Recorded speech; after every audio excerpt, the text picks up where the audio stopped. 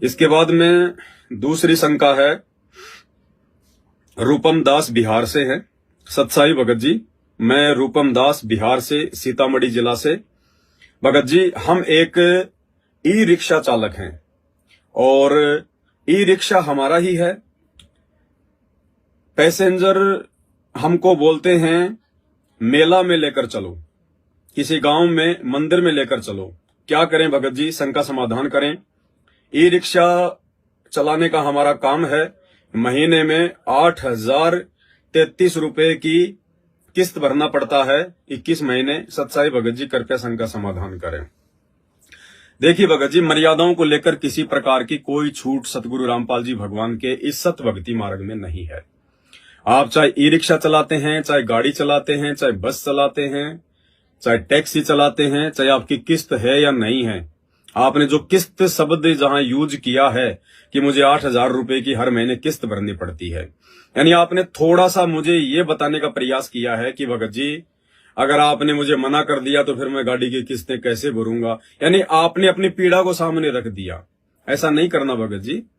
मर्यादाओं के लिए हमने संघर्ष करना है। यदि आपका ई रिक्शा है, आप गाड़ी चलाते हैं, बैटरी वाला आपका रिक्शा है, और गांव के लोग आपको कहते हैं कि हमारे को मेले में लेकर चलो, आपके रिक्शा को भाड़े पर लेते हैं कि मेले में चलो, मेले में चलो।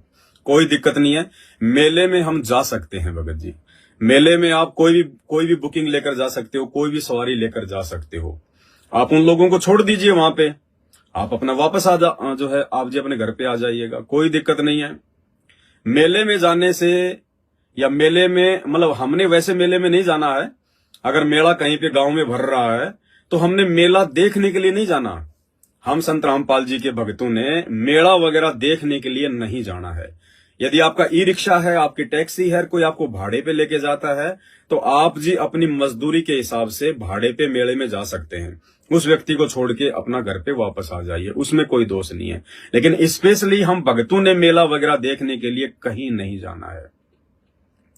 दूसरा, आपने कहा कि किसी गांव के मंदिर में ले चलो। लोग हमारी रिक्शा को मंदिर में ले जाने के लिए कहते हैं भाड़े पर। देखिए भगत जी, स्पेशली आपने भाड़े पर किसी मंदिर में, किसी तीर्थ पर बिल्कुल भी नहीं जाना है, क्योंकि आपको पता है कि वो स्पेशली मंदिर में जा रहा है, अनुपासना के लिए जा रहा है, तीर्थ पर जा रहा है, अनुपासना के लिए जा रहा है।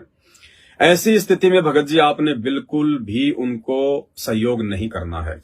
आपने उनको मना कर देना है कि मेले वगैरह के लिए मेरे पास समय नहीं है या मुझे कोई और काम है। कुछ भी आप जी अपनी भक्ति मर्यादाओं को बचाने के लिए उनको बोल सकते हैं। हाँ, यदि आप जी अपने रिक्शा चालक हैं, आप रिक्शा जो है आप चला रहे हैं, आपका काम है पैसेंजर को लेके जाना, वापस लेके आना, जो भी आपका रूट है, उस रूट पर यदि कोई मंदिर बीच में पड़ता है और आपको सवारी मिलती है और कहती है कि हमारे को मेले में जाना है या हमारे को जो है उस मंदिर में जाना है, तो कोई दिक्कत नहीं है भगत जी, क्योंकि आपका तो रूट है, उस रूट पे वो मंदिर पड़ रहा है, तो उसमें आपकी कोई जो है दिक्कत नहीं है। आप सवारी को उस मंदिर पे छोड़िए, वापस आएंगे आप उसी रूट से उस मंदिर पे जो कि वो स्टैंड है, वहां से कोई सवारी अगर बैठती है तो सवारी को बिठाइएगा, सवारी को उसके घर छोड़िएगा, कोई दिक्कत नहीं है। स्पेशली अगर कोई मेले के लिए आपको अगर कोई बुकिंग करके लेके जाना चाहता है तो हमने नहीं जाना है। बाकी आपके टैक्सी के, आपकी गाड़ी के, आपके ई रिक्शा के रूट में अगर कोई मंदिर पड़ता है, कोई मस्जिद पड़ती है, कोई धार्मिक कोई जगह पड़ती है, कोई तीर्थ स्थान पड़ता है, और आपका तो काम है रोजाना पैसेंजर को लाना और लेके जाना, अब चाहे वो मंदिर में जाए चाहे भाड़ में जाए, उससे हमें कोई दिक्कत नहीं है। स्पेशली कोई कहे कि भाई साहब भारत माता मंदिर में चलना है, गणेश जी के मंदिर में चलना है, क्या लोगे, तो आपने उनको मना कर देना कि भाई टाइम नहीं है, कोई और रिक्शा देख लो। तो हमने इस प्रकार से भगत जी बचना है।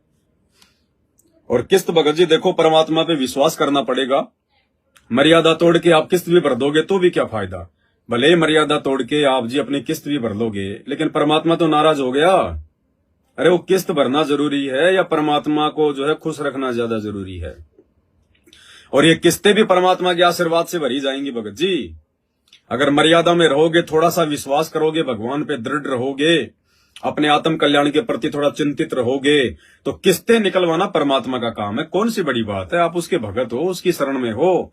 ये सृष्टि का सर्वशक्तिमान अल्लाह है, परमात्मा है, खुदा है। ये कुछ भी कर सकता है। सतगुरु जो चावे सो कर ही, भरम पड़ो मत कोई, से उधड़ पर शीश चढ़ाया पाछे करी रसोई। तो आपने भगत जी थोड़ा विश्वास रखना है अपने गुरुदेव भगवान पर। अगर विश्वास रखोगे, मर्यादा में रहोगे, और परमात्मा खुद आपका कस्टमर बन के आ जाएगा, खुद ये सवारी बन के आ जाएगा। ये आपको इतना भाड़ा दे देगा कि भाई साहब वहां चलना है, मैं आपको इतना भाड़ा दूंगा। आपका 2 दिन में आपकी महीने भर की जो किस्त है वो निकाल देगा परमात्मा। लेकिन विश्वास करना पड़ेगा। अगर किसी महीने आपका धंधा अगर डाउन भी चल रहा है तो भी आपने मन में शंका पैदा नहीं करना, संकोच पैदा नहीं करना। परमात्मा अपने भगत की थोड़ा सा उसको अभाव में रख के जो है उसकी परीक्षा भी लेता है। एक तो है कि नाम ले लिया, अब आपको सुख ही सुख होते रहेंगे, तो भी भगत विचलित हो जाता है, क्योंकि ज्ञान के बिना भगत विचलित हो जाता है।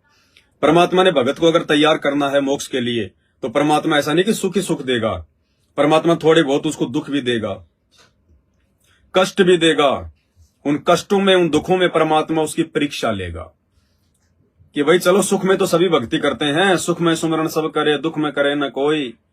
तो मालिक जो है, हाँ, दुख में सुमरण सब करे और सुख में करे न कोई, और जय दुख में सुमरण करे,